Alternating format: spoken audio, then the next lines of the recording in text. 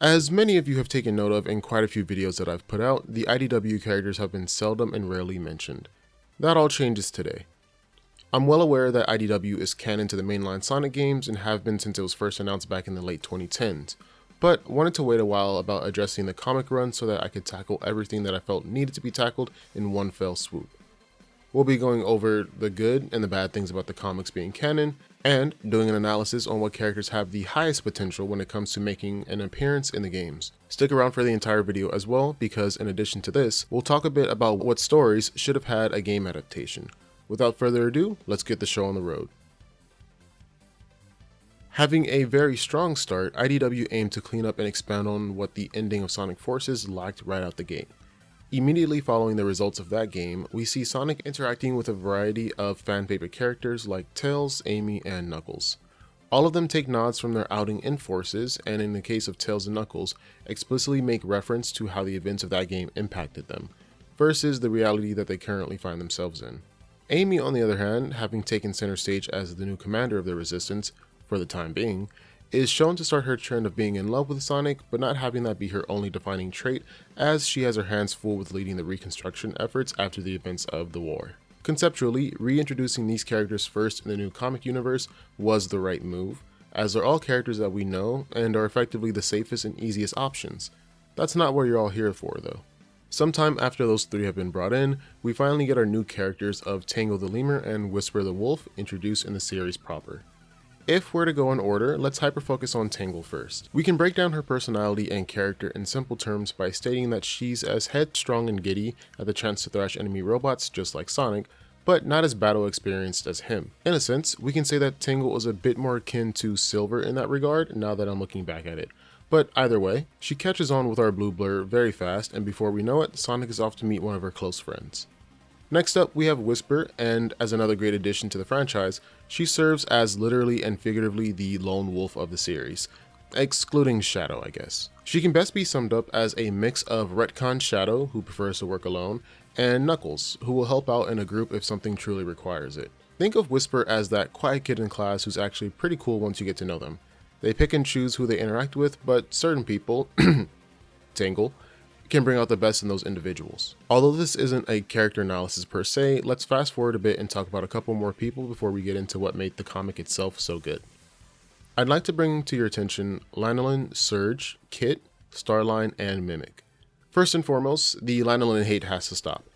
I'm no Lanolin defender, but she represents something that frankly the Avatar and Sonic Forces couldn't. Before this turns into a tirade of sorts, the Avatar was a great idea with very poor execution, and Lanolin serves as a remedy for this in more ways than one. Since IDW couldn't outright pick a customized avatar from Forces to put in the comic, they most likely have the sheep act as a stand-in for that game. A citizen who was inspired by the bravery of all those heroes fighting, and decides to take up arms himself in order to assist with rebuilding and defense efforts. As someone new to the world of straight up fighting the greatest evil her universe has ever seen, it's no wonder that she'd have a lapse in judgment here or a miscalculation there. However, therein lies her strengths as a character. Someone who no one expects to pull the rug out from under her enemies could easily act as a trump card in many situations. Now, if you're up to date with the comics, I don't like the way that she treated Silver, but that's a discussion for another time. The next three characters can all be talked about in tandem: Surge, Kit, and Dr. Starline. To blitz past Starline, he served the purpose of being a villain for Snively from the Archie comics, but his one-note design of wanting to be like, and in later issues, greater than Eggman, is what I'm not the biggest fan of. He should have had more time to develop as a character, but I suppose when you're built to create Surge and Kit, that's what we get. Speaking of those two, Kit doesn't really have much going on for him right now and is one-note like Starline, so we'll only focus on Surge. Surge the Tenric, often being compared to Scourge from the Archie comic run, is one of the better doppelgangers that Sonic has had in my personal opinion. Out of them all, Metal Sonic, Shadow to a certain degree, Scourge, etc., Surge feels the most alive, as weird as that is to say. I think a better way to put it is, she is Metal Sonic with a voice. Not literally, of course, as we've seen Metal Sonic speak on a number of occasions, including in the IDW comics, but that she wears her heart on her sleeve. It's the Android 17 and 18 approach from Dragon Ball Z, where both of the androids have no reason to inherently hate Goku, but as part of their involuntary transformation into androids, were pre-programmed to hate the Saiyan no matter what. This can be explicitly viewed in quite a few instances, but I digress. Surge is that, but on a more detailed level. Starline built her and Kit to despise Sonic as a result of his disdain for the Hedgehog and to rob Eggman of the chance to destroy his greatest nemesis, and this irks Surge to the point of near mental breakdown when her and Sonic are going at it in the comics. She exclaims that the freedom Sonic has offered her multiple times up until this point can't happen until he's gone, wiped off the face of the earth, and she won't stop at anything to have that pain, that constant annoyance, that out of her heart and mind. This is the type of writing that I look forward to in these Sonic comics. What makes these characters tick? Why does it make them tick? Why do certain events or characters stand on specific spectrums of good and evil to them? Sure, in Surge's case, all of this was manufactured by the scientists that abducted and experimented on her, but the point still stands. By their longer running nature, comic books have the benefit of being able to take more time when it comes to allowing stories to mature and grow on audiences. In turn, making the connections that fans build with the characters and the world more authentic. When it comes to making these areas that Sonic and the extended cast visit and operate in, the comic series does a nice job of making the world feel lived in and having the purpose of these regions plainly laid out. You have the Restoration headquarters here, a town dedicated to being the first line of defense for said HQ there, etc. That's something that we haven't really gotten since Sonic Unleashed. As always though, there are some gripes that I have with the IDW and game canon being interconnected, but it may not be in the same vein that you're thinking of it as. Transitioning on over, my overarching issues with the way that the Sonic comics have gone currently more so have to do with the implications that we'll never get to see some of these larger scale events play out in the video game medium. That goes for some of the characters as well, but we'll get to them when we get to them. For starters, I'm well aware that the restrictions placed on the comics versus the games versus the movies are all similar for the most part. However, there are still some differences between what Sega and by extension, Sonic Team will allow for each respectively. Part of what sparked this video was of course the comments which I had pointed out in the beginning, but also the fact that I am 99.9% certain that we will never get to experience something like the Metal Virus arc in game universe. Perhaps the biggest and highest stakes story we've seen for the crew thus far in the comics, and while reading it was fun and all, you can't sit here and tell me that you wouldn't rather indulge yourself in a story like that in a more interactive manner. The idea of having to truly utilize Sonic's speed to stop his zombotification, thinking of creative methods to solve puzzles and save citizens you come across, and seeing every one of these additional characters who you thought you knew begin to break down and show what they're like in a dilemma as dire as this one. You also have something like the battle for Angel Island where Neo Metal Sonic returns. While I think this would have been best reserved for a potential Sonic Heroes 2, the idea is taken up by the comic book run. They did an excellent job, no doubt, regarding it being the first major arc of the books, but with the way that the story played out in a relatively straightforward manner, sort of like the original Heroes, it would have made for a nice remastered version of the game with the added characters like Silver, Tingle, Whisper, etc., and of course additional content to sweeten the deal. I'm going to quickly add in the faux Riders arc that's happening as well. A racing game that's a bit more involved with the surrounding environment and characters would be great, and another excuse to give a retry with the Riders series. Those aside, we additionally have the issue of how to know when games precisely fit into the timeline since, unless memory serves against me, IDW is set to always be ahead of the video games no matter what. This bars us off from having any possible tie-ins between the two that would not only boost sales numbers of both the comics and the games respectively, but also limit how much of a time skip can be taken in between mainline games. I know that it's a running joke, with some truth to it, that the entirety of the Sonic lore takes place over about a year and a half to 2 years. But I also know a majority of us scale these events relative to when the games come out. The only two events that we know take place almost right after one another is the end of Sonic Forces and the beginning of the IDW run. In Frontiers, Sonic does name drop Tangle, but we don't know if this is him speaking after the events of the Metal Virus or the Battle for Angel Island, so on and so forth.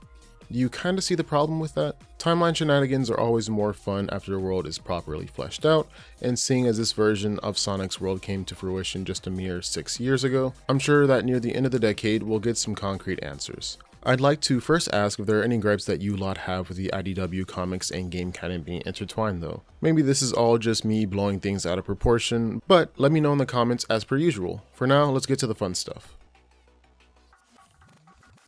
Alrighty, jumping right into it, let's kick this thing off talking about who in the comic cast should make the final cut into being a full-fledged game character.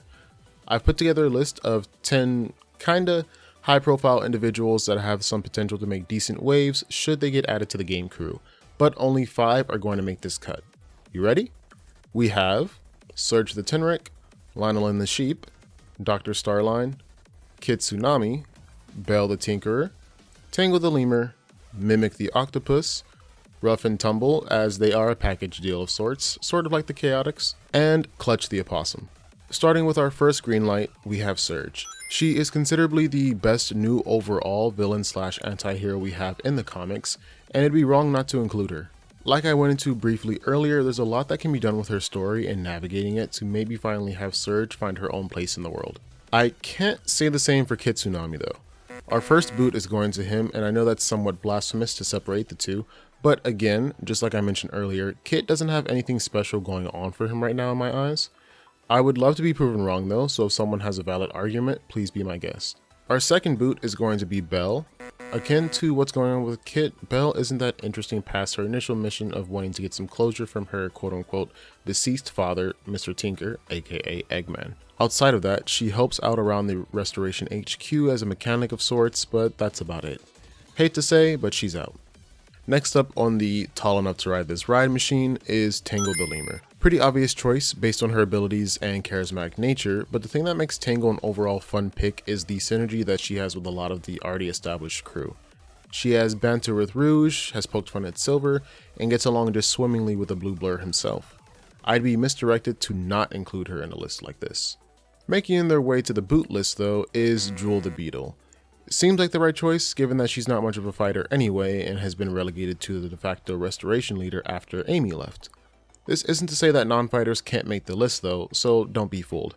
It's just that Jewel really doesn't do anything besides handle the aforementioned restoration efforts. Coming in hot though is Mimic the Octopus. His role in the IDW comics currently has to do with him infiltrating the Restoration HQ and causing havoc with Surge and Kit. Having him act as a secondary or even tertiary villain would open up a lot of potential for side stories and see him being a nuisance for several characters. Can't go wrong with a little espionage subplot either. With us being about halfway through the list, let's take a look at who's left. There's Clutch, Rough and Tumble, Lanolin, and Dr. Starline. Two of these characters will make it, while the other two will be stuck in Comic Zone Act 3 until further notice.